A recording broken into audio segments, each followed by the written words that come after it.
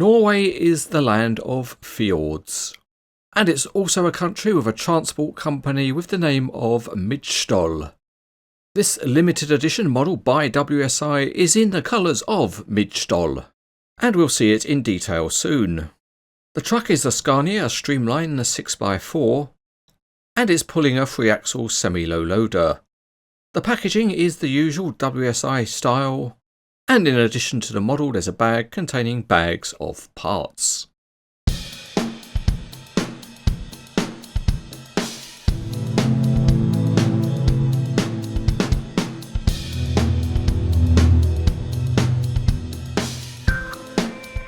To get the model on the road there's only a couple of things we need to do, and that is join up the tractor and trailer, and the connection here is much stiffer than on previous WSI models. Still, at Cranes etc. we have the strength to do it, and then we get to show that we also have the manual dexterity to fit the sideboards onto the gooseneck.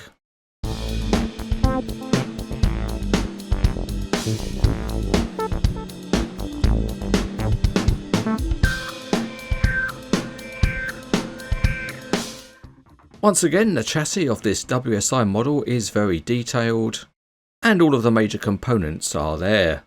There are rigid mud flaps and different tyres on the steering and driven axles. Up on the roof there's a light bar and air horns, and there's a nice sign for Midtstøl Transport. This model does have a really interesting colour scheme, and above the cab it says Rock and Roll Train. The Scania grille is excellent with a very nice texture, and there are more graphics including a realistic number plate.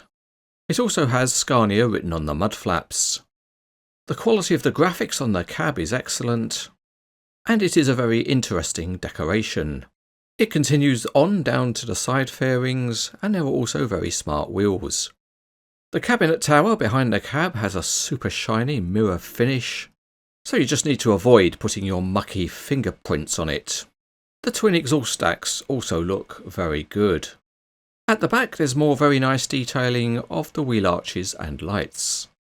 Now, without a care in the world, we move on to the trailer, and as you can see it has an excellent structure and is very detailed, and that includes lots of hydraulic hoses running between the axles, and onto the ramps at the rear.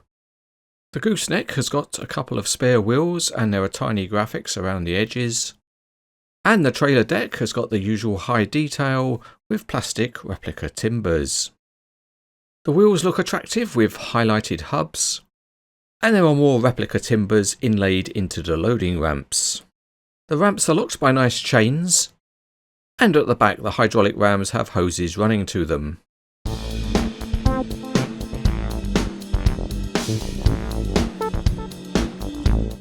With the Scania resting belly up, we can see that there's a moderate amount of movement on the steering, and the rear axles spin freely. And that means that when we drive the Scania along, it is very free-rolling. Let's tweak the steering and see if the Scania crashes into the camera, and the answer is no, the steering does not have that much movement, but at least there is some. If you feel like changing the engine oil, then yes, you can tilt the cab, and it stays tilted so it won't slam shut, cutting your head off. You can see the detailed plastic engine, and then you can close the cab up when you're done. The model engineering on the trailer is very good, with the axles all having independent sprung suspension, and the rear axle also has self-steering, and that works well with a decent range of movement. The landing legs can be lowered by unscrewing them, but most collectors will display the trailer connected to the Scania.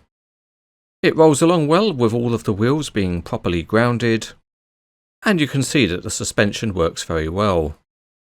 We can also try things out with the rear axle set steered, and the good thing is that the steering stays in place as you turn in a curve.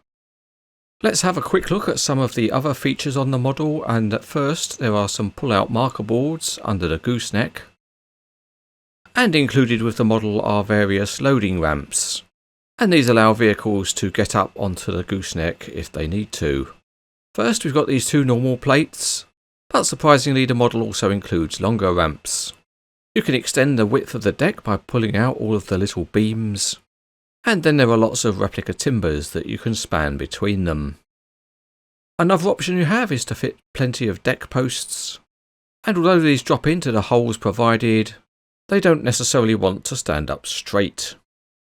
Also included with the model is a beam that you can pin into place, and you use that for long loads, which also have to span onto the gooseneck. The next of the smaller features on the trailer is to fit optional marker boards at the back. After some of the smaller stuff, let's look at a bigger feature, which is to extend the deck. And although it's initially stiff, once it goes it pulls out smoothly. And in readiness for a load, we'll fit the container locks that are provided with the model. That gives us the excuse to use the giant hand crane to bring in a giant 45-foot container. And one of the good things to note is that the scaling is all done properly, so this big container fits perfectly onto the container locks. As an alternative carrier, we can unhook the loading ramps and lower them down, and they lower smoothly in a satisfying way. Then we can load up a piece of plant in the conventional way.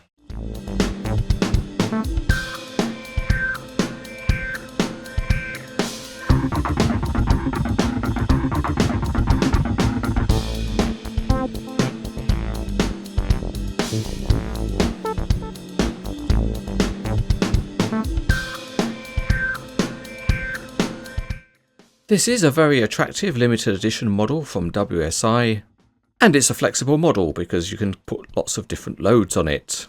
It will also go well with the 5-axle Tadano crane in Midtstøl colours, which WSI are bringing out later in 2019. Overall, this is an excellent model.